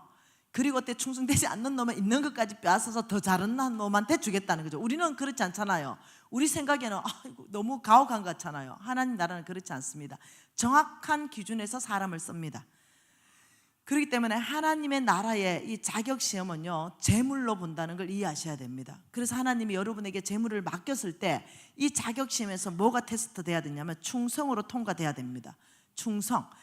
이 재물을 맡겼을 때 내 것하고 주장하면 일단 거기서 탈락이 돼요. 근데 아닙니다. 하나님의 것입니다. 여러분 중에 아마 소유권 이전 각서 진짜로 쓰신 분이 계실 것이에요. 아마 네, 말을 듣는 거죠. 하나님 말씀을 듣는 거죠. 그래서 첫째가 아버지, 오직 모든 것의 주인은 하나님이십니다. 내 생명도, 내 재물도, 내 집도, 내 자동차도 이 모든 게 주님의 것입니다. 이러면 하나님께서는 뺏는 게 아니라고 뭐라고요? 더 많은 것으로 맡길 것이다. 더 많은 권위가 너희들한테 주어질 거다. 하나님 나라를 세우는데 이렇게 되는 거예요. 그래서 이해하실 필요가 있다. 하나님의 법을 이해하실 필요가 있다는 거예요. 돈으로 하나님은 마음을 알아보는 거예요. 하나님 생각해봐요. 큰 것 맡기기 위해서 작은 것을 먼저 주시는데, 여러분 이제 막 이제 하다 보니까 1억이 생겼어요. 돈 1억이 생기니까 너무 좋은 거죠. 사업에서 1억을 벌었으니까 너무 기분 좋았어요. 그래서 하나님이 막 은혜를 줬어요. 그래서 내가 그거 한 2천만 원만 좀 쓰고 싶다. 저 아프리카 아이들 우물 하나 좀 팔아 라고 얘기했는데, 하나님 왜 이러세요? 11조 다 했는데, 내 할 도리 다 했는데 왜 이러세요? 이러고 바로 통장에 넣어버리는 거죠. 내 거니까 하나님 말하면 안 돼. 그러니까 1억을 받아도 그런 반응이 나오는 거예요. 그 하나님이 1억 가지고 주려고 그렇게 한 게 아니에요. 10억을 주기 위해서 1억 가지고 테스트해요. 작은 거로. 근데 1억을 줘도 저렇게 도둑질을 하니 그 다음 10억은 거기 가겠어요? 다른 사람한테 옮겨가겠어요? 이해를 하셔야 돼요.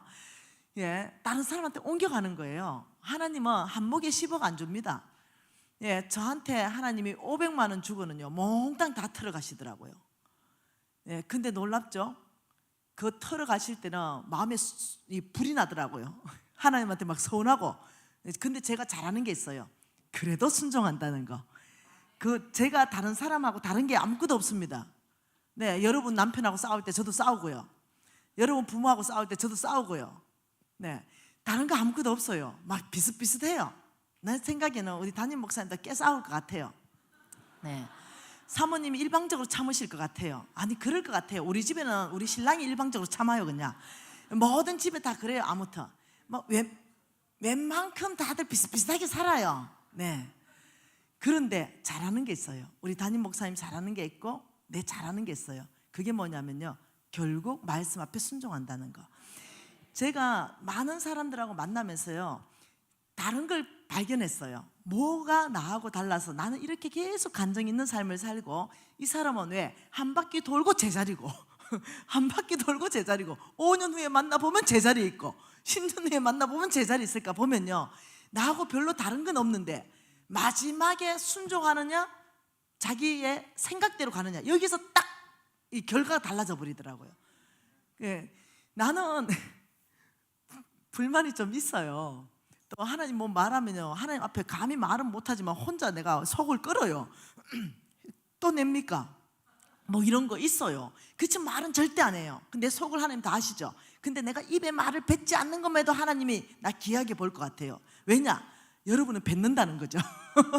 나는 이걸 삼키고 어딜 가냐면 기도원 간다는 거예요.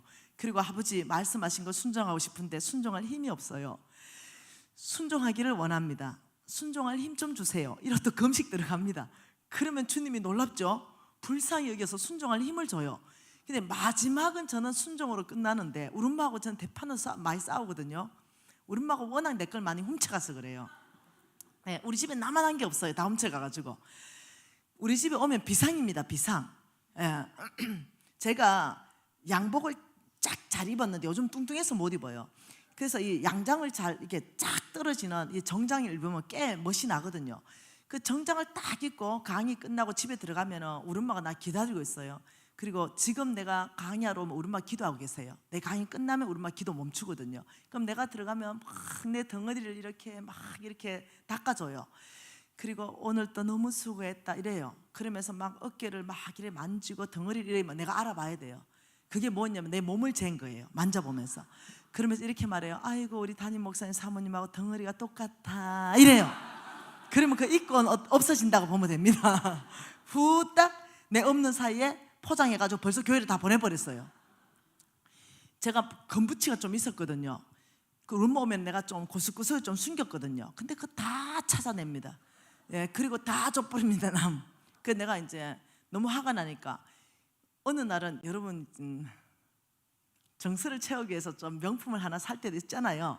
그래서 명품 하나 사가지고 잘 아까부터 잘 쓰지도 않고 잘 이렇게 놔놨는 그걸 없앤 거예요. 우리 엄마 눈에는 그냥 그게 그건 거죠. 그래가 내가 화가 나가 푸락 했어요. 그랬더니 대로 화를 내시는 거예요. 네. 우리 예수님은 입고 벗고 두 번인데 니는 탤런트가 니가 뭐 이래 많노? 반은 없애라. 네 수고를 내가 들어주는데 뭐 할 말이 많노? 이러는 거예요. 대화 안 되는 어른이에요. 네. 그래가지고 효도하기가 어려운 어른이기 때문에 이게 부딪히는 거예요. 그럼 뻑하면 나한테 전해가 어디 돈 좀 보내라 이래요. 그럼 여러분 안 할 수도 있잖아요. 나는 돈 왜 내야? 내만 딸이냐? 이러다가 또 보내요. 네. 한 번도 거절한 적이 없습니다. 우리 엄마가 말한 거, 부모가 말한 거 단 한 번도 거절한 적이 없습니다. 이제까지. 그리고 하나님이 나한테 말씀한 거 광야를 통과하고 난 다음에 지금까지 단 한 번도 거절한 적 없습니다. 그래서 결과가 다른 거예요. 똑같은 성정인데 결과가 다른 건 마지막에 나는 순종을 선택했다. 이거 하나가 아주 큰 결과를 만들어낸 것입니다. 여러분 한 구절 더 봐보십시다. 디모데 전서 16절입니다. 1장 12절입니다. 디모데 전서 1장 12절 할 맛을 보면 뭐라 그래요? 나를 능하게 하신 그리스도 예수 우리 주께 내가 감사함은 나를 충성되이 여겨 내게 직분을 맡기심이니. 여기도 지금 충성에 대해서 말하고 있습니다. 여러분 굉장히 지금 중요한 어떤 시간입니다. 이 충성, 하나님의 일을 맡을 수 있냐 없냐. 그런데 지금 사도 바울이 이렇게 말합니다. 예수께서 나를 능하게 하셨다. 나를 능하게 하신 예수 그리스도 이렇게 말했어요. 그게 1번이 뭐냐면 예수님이 나에게 능력을 주셨다 이 말입니다. 두 번째는 나를 충성되이 여겨 이랬어요. 그 두 번째는 나의 충성을 보셨다, 여기셨다, 보셨다 이 말입니다. 나의 충성을 보시고 충성되다고 인정하셨다 이 말은 뭐겠어요? 예수님이 우리의 충성을 요구하고 계신다 이 말입니다. 세 번째는 내게 직분을 맡기심이니, 그 예수가 나에게 뭘 맡겨요? 직분을 준다 이 말입니다. 근데 이 직분을 맡기기 위해서 예수께서 하시는 게 뭐냐면 제일 먼저는 충성을 먼저 본다는 거예요.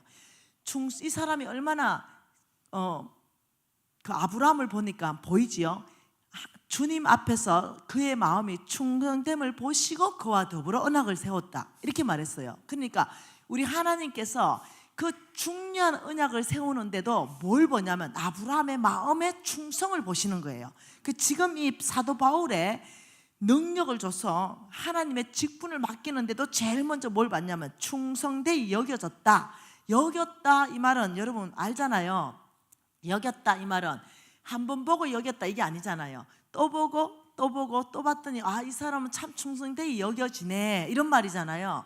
여겼다 이 말은 아주 독특한 성경적 단어인데요, 원래의 원어의 뜻은 회계장부를 기입하다 이런 뜻입니다. 회계장부를 기입했더니 사도 바울이 충성되이 여겨졌다 이런 뜻이에요. 회계장부라는 거 얼마나 꼼꼼하겠어요. 수입 다 적고 지출 다 적고 잔액 계산하고. 그러니까 사도 바울의 모든 영역에서 하나님이 눈여겨보셨다 이런 뜻이에요. 회계장부를 기입하듯이 눈여겨보셨더니 사도 바울은 충성된 사람이더라. 사람의 눈은 속일 수 있어도 하나님의 눈은 못 속이잖아요. 무소부지하시잖아요. 그러니 충성되이 여겨져서 그 다음에 뭘 맡겼냐면 직분을 맡겼어요. 하나님의 나라의 직분 얘기했지요. 하나님 나라에 우리가 직분을 맡으면 사업이 달라지고 변호가 달라지고 의사 기술이 달라진다 그랬죠. 왜요? 거기에는요 능력이 따라오기 때문에 그래요. 그래서 여러분 이해하셔야 돼요. 전반적으로 성경 전체를 보는 눈이 있어야 돼요. 어떤 단락만 뽑아가지 마시고.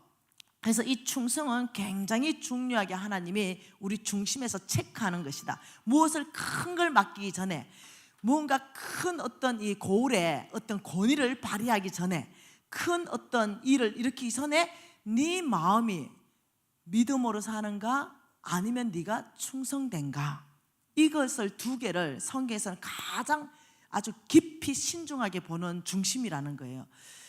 여러분 그 모세가 실수했잖아요. 모세가 실패했습니다. 다윗도 실수했어요. 다윗도 실패했어요. 네, 다윗은 뭘 실패했나요? 네, 잘 나가다가 우리아의 아내를 간음했어요. 왕이라는 지위를 이용해서. 그러면 안 되거든요. 아가씨야 뭐 그때 당시에 100명을 데리고 오든 1000명을 데리고 오든 그게 크게 문제되는 그런 시절이 아니에요. 그런데 남편 있는 부인을 데리고 오는 건 죄예요. 근데 데리고 왔어요. 그리고는 애까지 낳았어요. 그리고 살인까지 했습니다. 그 남편을 죽여버렸어요. 이거는 악 중에도 악이에요. 자, 똑같이 간음했어요. 지금 다윗이 간음했어요. 잘 보자는 거죠. 자, 다윗이 똑같이 간음했어요. 근데 또 누가 간음합니까? 창세기 말씀 봅시다. 창세기 49장 말씀 봐요. 창세기 49장에 아브라함의 축복에서 끊어지는 애가 하나가 있어요. 그게 루벤입니다. 49장 3절 읽어볼게요. 루벤아, 너는 내 장자여, 내 능력이여, 내 기력의 시작이라. 위풍이 월등하고 권능이 탁월하다마는 너는 물이 끓음 같은 적 탁월하지 못하리니 내가 아버지의 침상에 올라 더럽혔음이로다. 그가 내 침상에 올랐더라. 이거 똑같은 간음을 말합니다. 이 루벤이 첫째 아들인데요, 아주 굉장한 아들입니다. 내 기력의 시작이고 너는 위풍이 월등하고 권능이 탁월하다. 보기만 해도 굉장한 아이입니다. 근데 이 루벤이 놀랍게도 하나님의 축복에서 얘가 탈락하고 다윗은 탈락하지 않았어요. 똑같은 죄를 졌어요. 여기에 차이점이 뭘까요? 이 똑같은 죄를 졌는데 여러분, 충성되다 이 말에 대해서 여러분 이해하셔야 됩니다. 이 충성되다 플러스 믿음이 같이 간다 그랬죠. 이런 사람들의 특징이 뭐냐면요, 회개합니다. 네, 충성된 사람은 주인이 뭐라고요? 한 주인이라고 얘기했어요. 그 믿음으로 같이 간다 그랬죠. 그래서 이것이 양심 깊이 안에서부터 회개하고 돌이키라는 메시지를 두 사람한테 다 줬어요. 그런데 다윗은 믿음 있고 충성이기 때문에 충성은 한 주인의 말을 들어요. 하나님 아버지 말을 듣는 게 충성이에요. 이 특징이에요. 이 사람은 회개하고 돌이켰어요. 그리고 하나님께서 늙어 죽도록까지 종기를 누리고 부하게 했다고 성경은 간증하고 있습니다. 그런데 루벤은 그 약속에서 완전히 끊어져요. 자, 여러분 똑같은 죄를 또 진 사람이 모세입니다. 모세 똑같은 죄를 졌습니다. 이방 여자 데리고 오면 안 되거든요. 근데 이방 여자 데리고 와가지고 마누라로 삼아버렸어요. 그러니 합당하게 비난받아야 마땅해요, 지도자가. 그래서 합당하게 비난했습니다. 네, 미리암 모세의 누나가 합당하게 할 말을 했지요. 그리고 아론도 합당하게 할 말을 네 그러면 안 되지 않냐 이렇게 얘기했어요. 단지 집안 안에서 했으면 참 좋을 건데 그걸 비방했기 때문에 바깥에서까지 모세 잘못했다고 가지고 나갔기 때문에 그게 이제 문제가 됐죠. 굉장히 심각한 문제가 민수기 말씀 안에서 뭐라고 말하냐면, 그런데 하나님 행동 좀 보세요. 잘못은 모세가 했어요. 근데 하나님께서 세 사람을 불렀습니다. 너가 와봐라. 이래 세 사람이 딱 섰어요. 그러니까 하나님이 야, 내 종 모세를 비방하는 걸 너희들이 왜 두려워하지 않냐?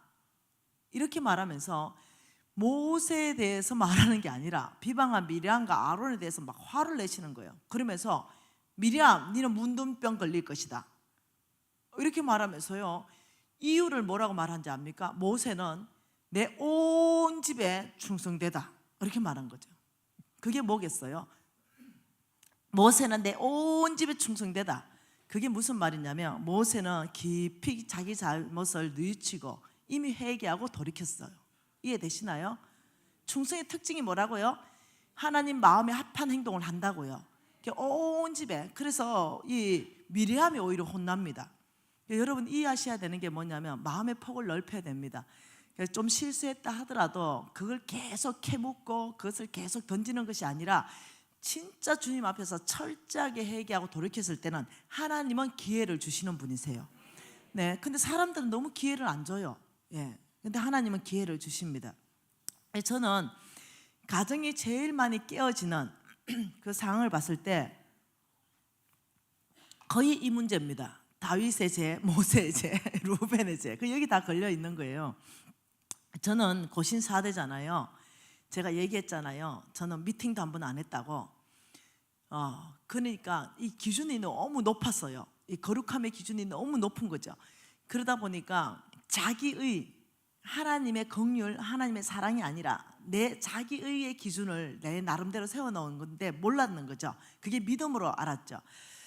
그리고 우리 친구들이 시집을 빨리 가고 이랬는데 한 20대 후반, 30대 초반에 있었던 일입니다. 남편들이 실수를 했어요. 그리고 내가 워낙 난 고신 4대야 막 이렇게 자랑하고 다녔기 때문에 애들이 다 나한테 상담이 와요. 그럼 뭐 어떻게 하냐 이러면 내가 성경을 착착착착 찾아가지고 뭐라냐면 이혼해라, 죄가 안 된다 막 이러면서 이혼을 다 시켰어요. 그 제가 20상도 더 시켰어요. 예, 엄청 시켰어요. 예, 그래 이게 이제 세월이 많이 지났잖아요. 그 세월이 많이 지나서 우리 친구들이 나하고 요즘 통화하면 뭐라는지 알아? 네 때문에 내가 이혼해가지고 평생 갑으로 산다 이러면서 막 나한테 되게 화를 내요. 야, 네 얼마나 상담을 잘못해줬는지 아냐? 나 이제 알거든요, 상담 잘못해준 거. 근데 그때는 잘한 줄 알았죠. 그 내 말을 철떡같이 믿고 다 이혼한 거예요. 그래가지고 내 주변에 가부가 많은 거죠. 그래가지고는 네가 우리 애 대학 등록금 대라. 우리 신랑 내가 용서하고 잘 살 수 있었는데 네가 이혼하래가 했잖아. 뭐 이런 애들도 있고요. 그 대학 등록금 몇 명을 대줬어요, 제가. 근데 얘들이 이런 말을 하는 거예요. 내가 새롭게 한번 시집 가려고 어떤 남자를 만났대요. 그래서 누가 소개해줘가지고 그 남자도 상처가 있는 거예요. 그래서 이제 남자가 너무 괜찮더래요. 그래서 이제 교제를 하고 결혼을 하려는데 서로 왜 이혼했는가를 털어놓기를 시작했대요. 근데 그 남자가 이렇게 털어놨대요. 나는 진짜 바람 안 피웠는데 우리 부인이 오해를 했다 이렇게 얘기하더래요. 근데 이 아이 안에 아닐 땐 꿀 때 연기 나겠나? 이런 생각이 들더래요. 그래가지고 야도 이래가지고 이혼했구먼 이래서 더 이상 안 만났대요. 그래가지고 자기가 아예 조건을 내세웠대요. 절대 상처를 하되 이 문제로 상처가 안 된 사람을 만나고 싶다 이래가지고 이제 만난 거예요. 그래서 결혼을 했네요. 그 애를 하나 낳았네요. 근데 똑같은 문제가 생긴 거예요. 이 아이가 너무 이제 상처가 되는 거죠. 이제 두 번째니까. 그래서 이 아이가 하는 말이 이런 거예요. 미진아, 내가 이제 나이가 50줄에 들어가고 이러니까 마음이 넓어졌다.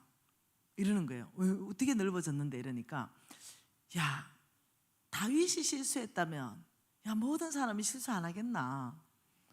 모세가 실수했다면 모든 사람이 실수 안 하겠나? 하나님 마음에 그렇게 딱 맞은 다윗이라는데 내가 만일 지금의 마음이었다면 용서해 줬을 것 같다. 한 번을 용서하고 기회를 줬을 것 같다. 그리고 이제 두 번째는 실패하고 싶지 않은 마음에 상처보다는 마음이 넓어져 있는 거예요. 그러면서 그런 얘기를 딱 하면서 그래, 그렇다, 참 그럴 수도 있겠다. 그래서 하나님이라면 어떡할까 이런 생각 해보니까 하나님이라면은 정말 회개하고 돌이키기를 원하고 기회를 주지 않을까 이런 생각이 많이, 이렇게 사람으로서 감당하기가 무지무지하게 어려운 일이지만 이 가정을 깨는 그 사단의 어떤 도구로서 남자들이 너무 좀 취약하다, 이제 이런 생각을 제가 하게 됐죠.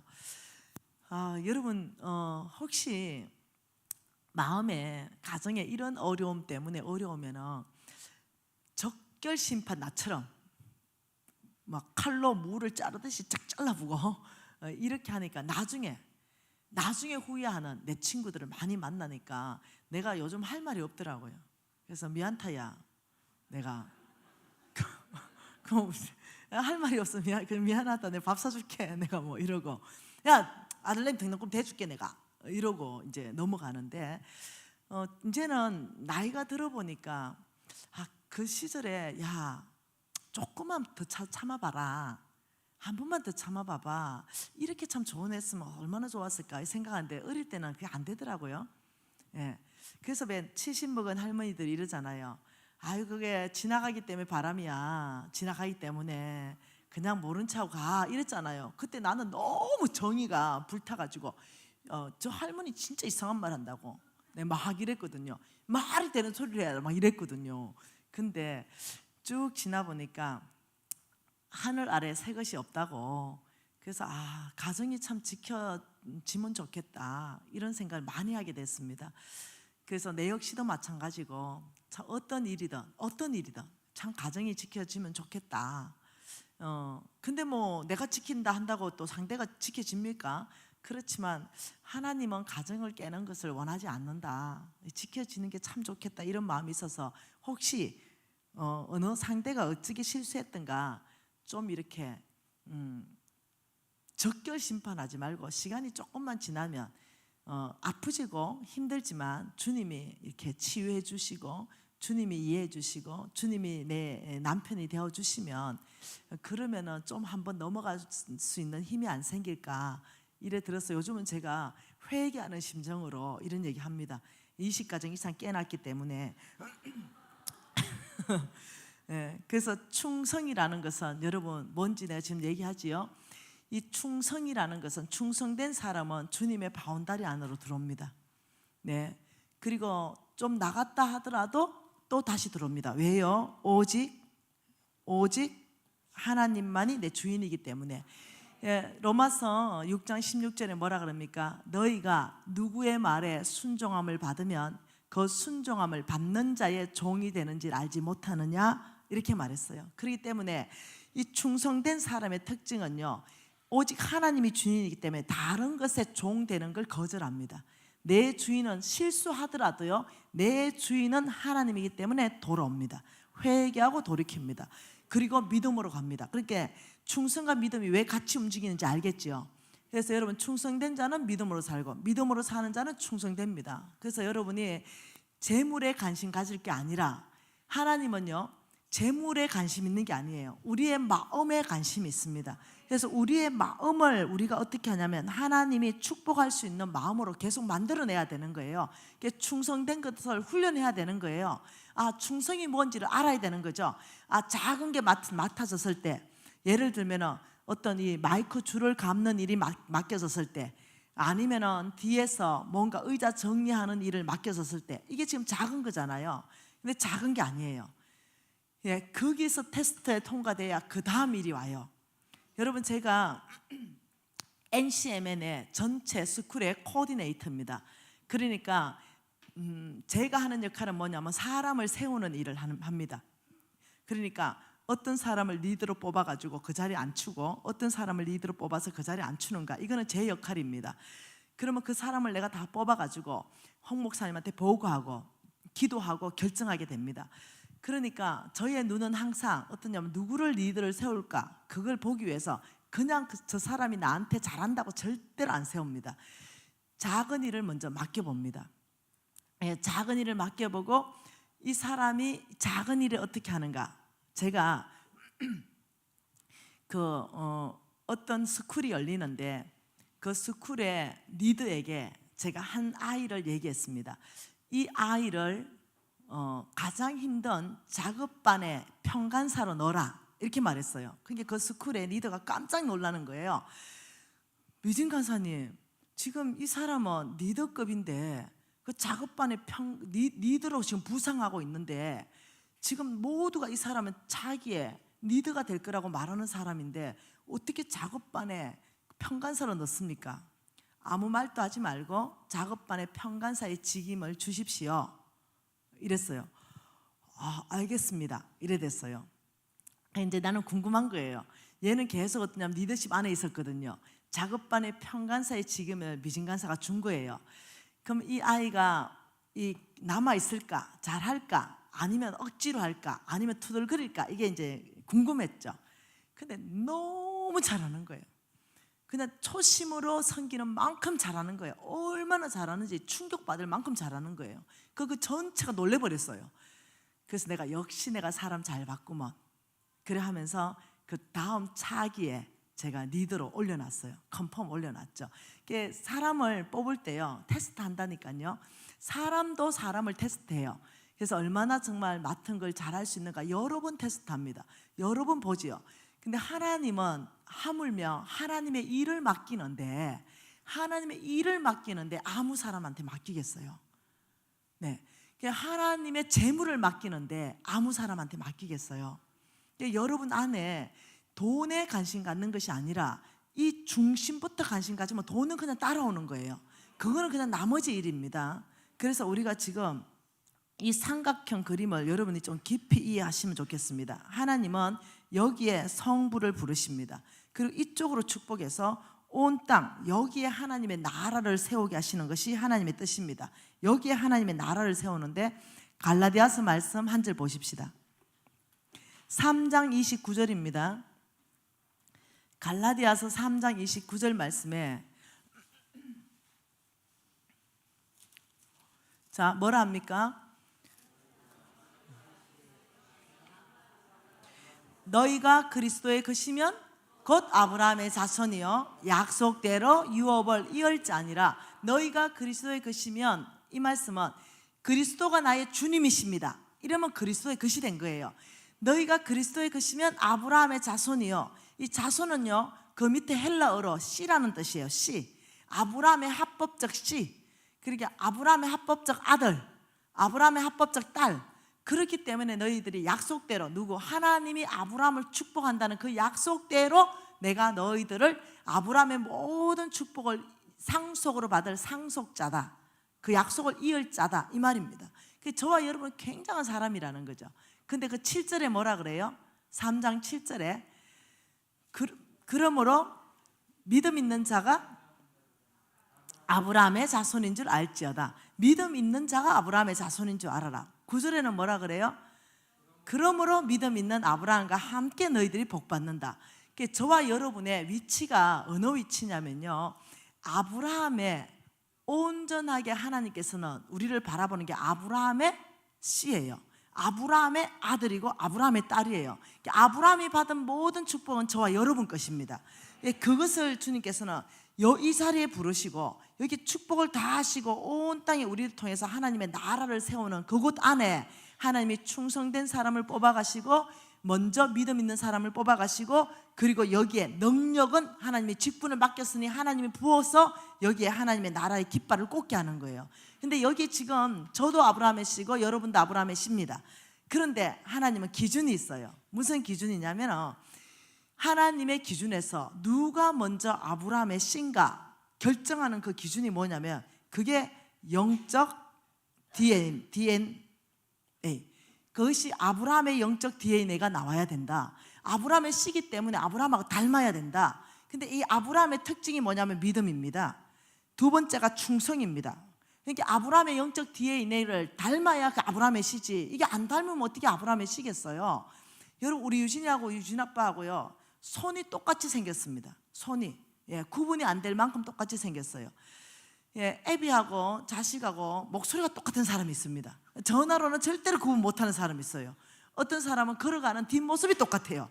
그러니까 그게 뭐냐면 DNA예요. 안 닮았다 하나도, 이런 사람은 절대 없습니다. 네. 하여튼 내 자식 낳았으면 반드시요, 어디가 닮아도 닮는 게 DNA예요.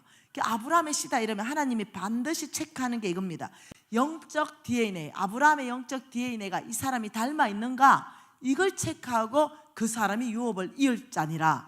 여러분, 삼성에 지금 이건희 회장님이 첫째 아들, 둘째 아들, 셋째 아들 쭉 있잖아요. 근데 후계자를 선택할 때 누구 선택할 것 같아요? 첫째 아들 선택한 게 아니었어요. 누구를 선택하냐면 나와 가장 닮은 사람을 선택합니다. 나와 철학이 같은 사람을 선택합니다. 그리고 뭔가 가장 이 믿음이 가는 사람을 선택합니다. 그리고 이 회사를 맡겼을 때 충성되겠다는 사람을 선택해요. 그러니까 이 사람이 선택하는 기준도 명확하게 뭔가 뚜렷한 게 있는 거예요. 하나님이 선택하는 기준도 뭐냐면 아브라함의 씨인가, 아브라함하고 닮았는가. 나는 아브라함의 씨입니다 말은 하는데 하나도 안 닮았어. 믿음으로 안 살고 충성도 안 살고 이런데 나는 아브라함의 씨입니다 이러면 이 강신자가 이래 되는 거예요. 아브라함의 씨라면 씨의 DNA를 가지고 증명을 해야 됩니다. 내가 아브라함의 씨인 걸 증명을 해야 돼요.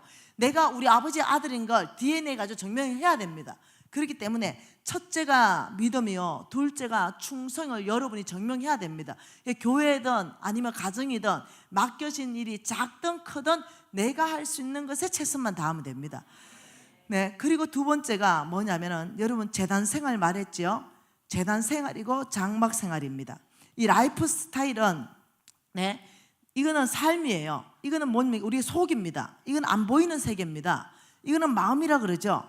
근데 이거는 보이는 삶이에요. 삶. 우리의 마음은 믿음과 충성된 마음을 우리가 여기 계속적으로 만들어내야 되고, 우리의 삶의 라이프 스타일은 삶에 사는 건 눈에 보여요. 항상 교회 중심, 말씀 중심, 기도 중심, 교제 중심. 그리고 장막은 이거는 계속 보는 거예요. 내 재물을 어떻게 관리하는가, 심플하고 단순하게 관리하는 삶을 말해요. 그러니까 삶은 재단 생활과 장막 생활이 나와야 되고, 우리의 중심의 마음은 믿음과 충성이 나와야 된다는 거죠. 이 네 가지가 나오면 그때는 어떠냐면 아브라함의 씨구나, 이게 그냥 드러나기 시작한다는 거예요.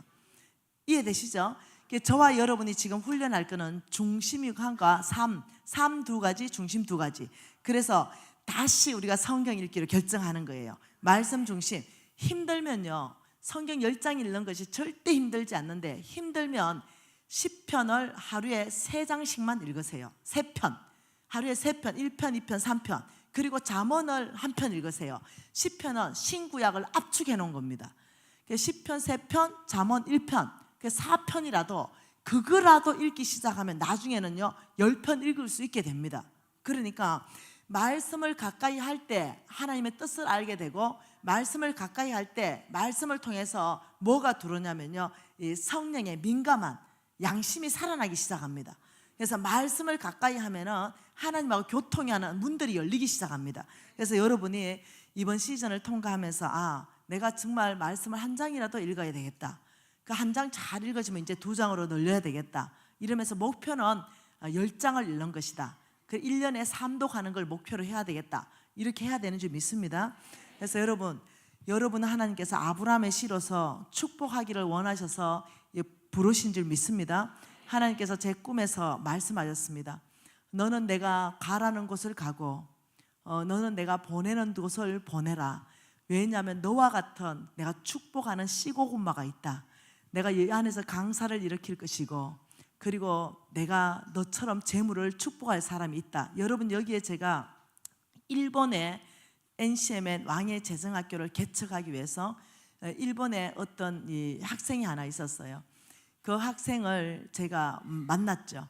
그리고 나는 당신을 일본에 우리 NCMN 사역자로 좀 이렇게 키우고 싶다 이랬는데 놀랍죠. 일본에 있는데 한국까지 와가지고 왕의 재생학교 다 하고 여기 또 뭐 다 하고 뭐 다 하고 이러면서 얼마나 충성된지 몰라요. 역시 내가 사람 잘 봤다 이런 생각하고 있습니다. 여러분 다시 한번 돈에 관심을 끄십시다. 마음을 먼저 준비하십시다. 하나님께서 네 가는 곳곳마다 그런 사람을 일으킬 거다 말씀하셨는데 내가 어느 날 기도했습니다. 근데 하나님께서 3번 새가나안 교회 가라 이렇게 말씀하셨어요. 그래서 내가 하나님 초청도 안 하는데 자존심 상해서 어떻게 갑니까? 초청을 해야 가지. 초청하는 데는 지금 1000군데 웨이팅하고 있는데 여기를 가라는 거예요. 아버지 초청을 해야 가는데 여기서는 이미 2013년에 왔다고 초청할 생각이 없는 것 같아요. 아버지 이 새 가나안 교회에서 나를 초청할 수 있도록 해주세요. 이제 이렇게 제가 기도를 한참을 했습니다. 그리고는 어느 날 우리 담임 목사님이 하나님 음성을 들으신 것 같아요. 집회 한번 하시지요? 네, 이렇게 돼서 할렐루야 내가 바로 가겠다. 이미 가라 했기 때문에 바로 가겠습니다.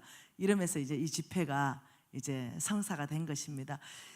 담임 목사님 먼저 초청해서 한 게 아니라 하나님이 먼저 가라고 했습니다. 그래서 그 가라 할 때는 이유가 있습니다. 이 안에 씨고군바가 있다는 것입니다. 하나님 아버지 감사합니다. 11조로 하나님 앞에 드리는 손길이 있고 감사헌금으로 하나님께 드리는 손길이 있습니다. 하나님 아버지 성경헌금으로 드리는 손길이 있습니다. 내 보물 있는 곳에 마음이 있다는 아버지 이 헌물을 주님 받으시고 이 예물 가운데 지금 축복하셔서 무엇보다도 아버지 기쁨이 넘치는 삶 아버지 늘 아버지의 소망이 충만한 삶으로 이끌어 가시고 아버지 이 감사의 제목 그대로 이루어져서 하나님을 간증하는 삶으로 축복하여 주시옵소서. 예수님 이름으로 기도합니다. 아멘.